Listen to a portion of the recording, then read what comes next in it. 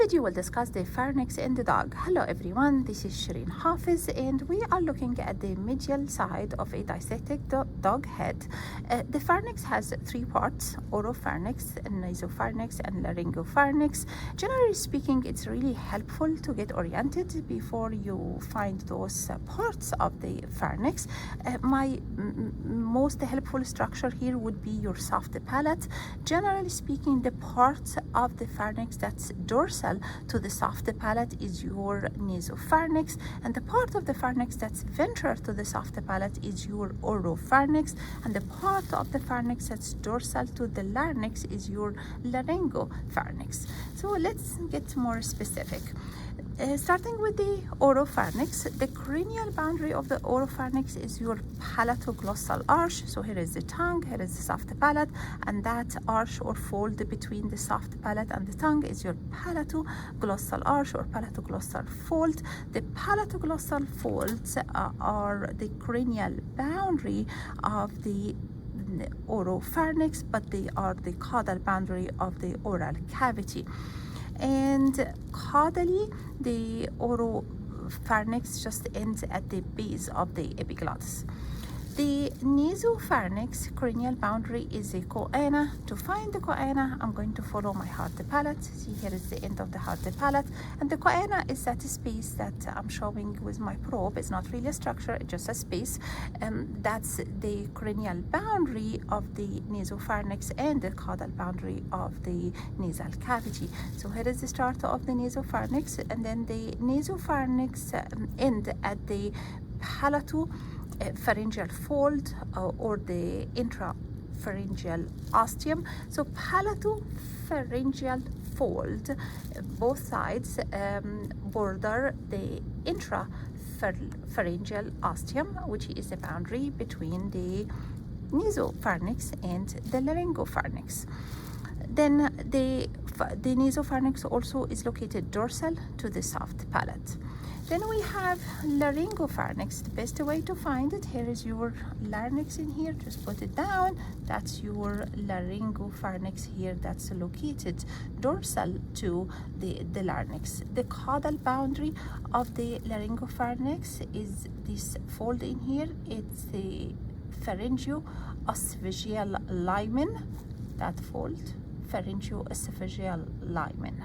And then beyond that, caudal to this is the esophagus. Okay, so now the question is, what do we find, what's interesting structure, so to speak, that's found in each part? So let's start with the oropharynx. So the interesting structure that's in the oropharynx is your palatine tonsils. See, here is your palatine tonsils. It's present in the tonsillar fossa. See, palatine tonsils. Okay, the interesting part in the nasopharynx is your pharyngeal tonsils, and pharyngeal tonsils don't really show well in the dog. You just have to trust me, that's in the wall of the nasopharynx. Then the laryngopharynx, which is dorsal to the larynx, doesn't have anything as interesting as tonsils or stuff in here and in here. Then we get to the pharyngeal muscles. So we have two pharyngeal constrictors.